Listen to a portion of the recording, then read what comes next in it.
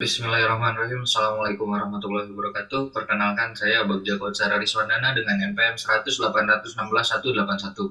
Saya dari Fakultas Ilmu Komunikasi dengan bidang kajian manajemen komunikasi. Saya akan memaparkan penelitian saya yang berjudul Manajemen Komunikasi Bencana Rescue Motor Indonesia dalam studi kasus pada proses Rescue Motor Indonesia dalam penanganan bencana alam di Sumedang, Jawa Barat, 9 Januari 2021.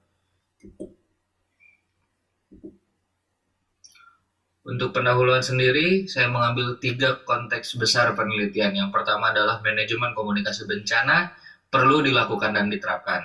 Yang kedua adalah pengelolaan komunikasi bencana yang optimal dapat diterapkan oleh lembaga-lembaga pemerintah maupun organisasi atau komunitas relawan. Dan yang ketiga adalah Rescue Motor Indonesia sebagai organisasi relawan, pencarian dan pertolongan, serta penanggulangan bencana. Untuk rangka penelitian sendiri, saya mengambil manajemen komunikasi bencana dengan turunan 2 teori besar atau 2 konsep besar, yaitu adalah manajemen komunikasi kebencanaan yang dipaparkan oleh Hedau dan Hedau, dan juga manajemen kebencanaan yang dipaparkan oleh Kukula Maloni. Untuk metodologi penelitian sendiri, saya mengambil paradigma penelitiannya merupakan konstruktivis. Metodologi penelitiannya menggunakan metode penelitian kualitatif dengan pendekatan penelitian studi kasus. Untuk teknik pengumpulan data sendiri, saya mengambil observasi, wawancara, dan dokumentasi. Nah, untuk teknik pengumpulan data sendiri, dalam observasi, saya melakukan penelitian langsung atau observasi langsung. Sehingga dalam hasil penelitian nanti akan tahu dan paham bahwa apa yang saya teliti dan juga apa yang saya kumpulkan. Untuk manajemen komunikasi bencana sendiri, Rescue Motor Indonesia mengambil model komunikasi bencana yang sudah ada secara ringkas dan singkat untuk mempercepat penanganan kebencanaan. Yang pertama adalah formal actor. Formal actor sendiri merupakan lembaga formal atau lembaga pemerintah seperti BPBD atau Basarnas, dan juga non-formal actor. Itu adalah organisasi kerelawanan yang bergerak di bidang penanggulangan bencana maupun pencarian dan pertolongan, dan juga masyarakat. Kemudian dalam tahap berikutnya dimasukkan asesmen. Asesmen sendiri, apa yang kita butuhkan, apa yang kita keluarkan itu tidak menjadi sia-sia, dan itu akan memasuki tahap kesiapsiagaan dan respon.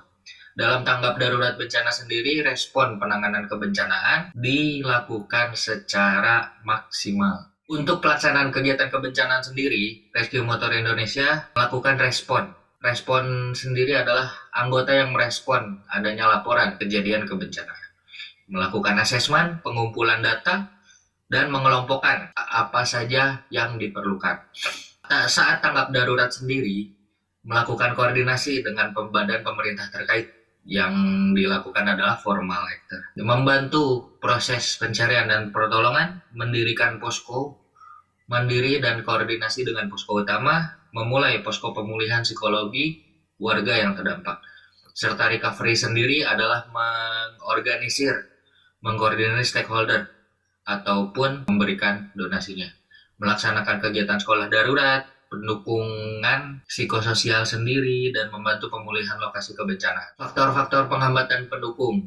Yang pertama adalah faktor pendukung. Salah satu faktor yang mendukung berlangsungnya kegiatan organisasi Rescue Motor Indonesia. Yang pertama adalah bantuan alat komunikasi, instruksi tegas dari IC Basarnas atau Insiden Commander Basarnas, banyaknya bantuan logistik, adanya posko kesehatan, tim penanggulangan bencana, adanya dukungan psikologikas first aid. Dan faktor penghambat berikutnya, kurangnya koordinasi antara forum pengurangan risiko bencana, kurangnya jalinan komunikasi antar organisasi atau komunitas relawan, adanya longsor susulan, lambatnya dukungan jaringan komunikasi lokal, kurang terpadunya koordinasi antar lembaga. Kesimpulan yang dapat saya berikan dalam penelitian ini, yang pertama, dalam manajemen atau pengelolaan komunikasi bencana yang dilakukan oleh Rescue Motor Indonesia cukup singkat dan jelas guna mempercepat penanggulangan maupun penanganan bencana. Yang kedua merupakan prinsip Rescue Motor Indonesia ini terlihat jelas dengan komunikatif atau komunikasi yang efektif dan efisien menjadi dasar dalam pengumpulan, analisis, dan diseminasi informasi. yang terkendali terkait kebencanaan. Terciptanya transparansi dan dapat dipercayai informasi yang diterima dalam upaya merespon serta peninjauan langsung terkait kebencanaan. Berikutnya yang terakhir adalah beberapa faktor penghambat, yaitu kurangnya koordinasi antara forum pengurangan risiko bencana dengan pihak BPBD setempat serta kurang terpadunya koordinasi antar lembaga satu dengan yang lainnya. Adapun faktor pendukung yang menjadi sangat mudahnya proses penanganan bencana yang dilakukan organisasi ini, yaitu adalah terbentuknya posko mandiri yang di dalamnya merupakan beberapa bantuan logistik, kesehatan, serta dukungan psikologikal first aid bagi korban bencana alam yang terdampak. Sekian pemaparan hasil penelitian saya. Saya ucapkan terima kasih. Wassalamualaikum warahmatullahi wabarakatuh.